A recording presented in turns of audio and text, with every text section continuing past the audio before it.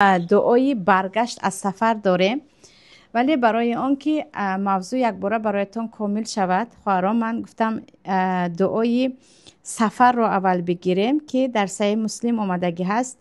پیامبر صلی الله علیه و سلم هر وقتی که به سفر می برآمدند، از ابن عمر است روایتی حدیث، پیامبر 3 بار الله اکبر الله اکبر الله اکبر می گفتند.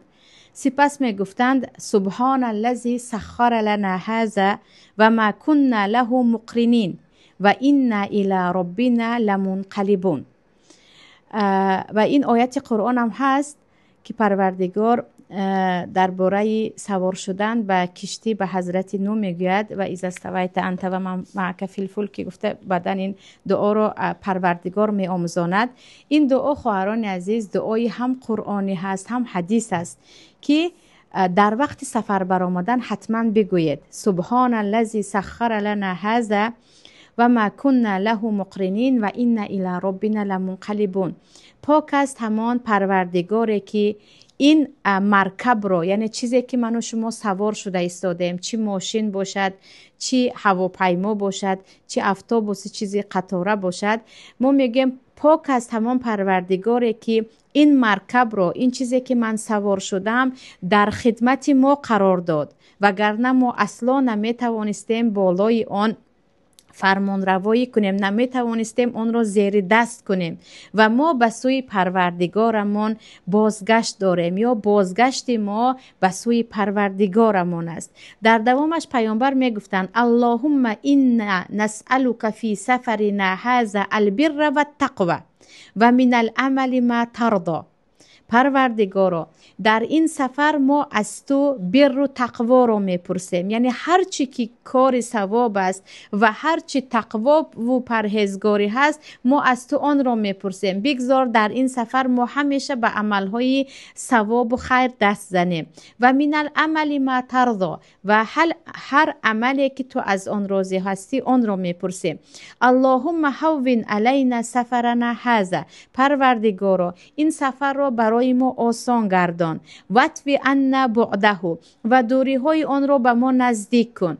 اللهم انت صاحب فی السفر. پروردگارا تو وکیل ما، ولی ما، دوست ما یا همسفر ما هستی در این سفر. و الخلیفه فی الاهل و تو آن هستی که ما اهل بیت خود را به او سپاریده.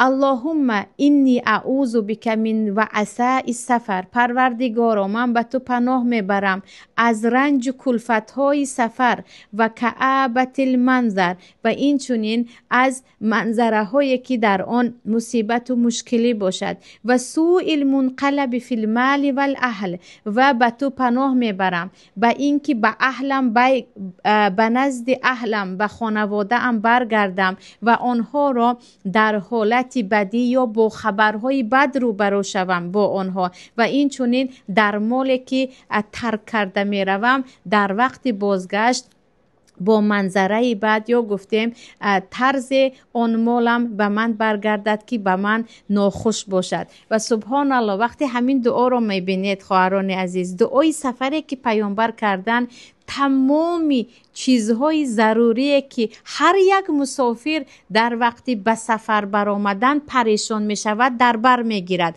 اولا وقتی سفر میکنیم ما میگویم ای خدایا این ماشینی که الان من می نشینم ویران نمی شده باشد، به هواپیما یگان چیز رخ نمی داده باشد، راه چی می شده باشد. خدایا وقتی به سفر برآمدم فرزندی من، خانه من، اهل من چی می شده باشند. خدایا در راه کدام حادثه ها رخ می داده باشد. وقتی این دعا رو خالصانه صدقاً خواندیم، چون دعای مسافر هم اجابت هم هست، ان شاء الله یقین بدانید که سفر برای شما آسان می شود. شاید یگان سال پیش بود خواهران عزیز، با یکی از شاگردو که خیلی سن سالشان بالا هست در ماشینشان بودم، پیرزنن. بعد گفتم شما از ماشین راندن نمی ترسید با این سن سال؟ میگویند یکی از شاگردام که بودن میگویند باور کنید استاد من میگویند 30 سال است که با همین دعا، با دعای سبحان الذی سخر لنا هذا و ما كنا له مقرنین و این الی ربنا لمنقلبون. 30 سال است که میگویند با این دست و پای نه آنقدر قوی و با چشمی نه آنقدر بینا ماشین میرانم و الحمدلله میگویند چیز با برکت همین دعا به من نشده است. و حتما که اکثریت اینجا مسافر هستیم و دائمی در سفر هستیم عزیزان، همین دعا رو حفظ کنید، نوشته در ماشین شوهرتون مونید، در خانه مونید، به فرزندانتون بدهید. همین که به سفر برآمدید بخونید و خوش به حال بعضی از شرکت های طیران یا شرکت های پرواز که در هواپیما همین دعا رو وقتی که قدم ماندید یا اولین بار نشستید بلند بلند میخواند و شما هم با او تکرار میکند. ولی فقط زمزمه کردن کفایه نیست، یقینا با قلب که خدایا فرزندم رو به تو میسپارم، خانه‌ام رو به تو میسپارم، سفر رو برایم آسان کن که معنایش رو الان گفتم. این دعا رو باید بخوانیم که این دعایی چی است؟ این دعایی به سفر برآمدن است و کوتاه دعای برگشت از سفر است که الله نصیب کرده باشد درس دیگر آن را هم گفته میگذاریم.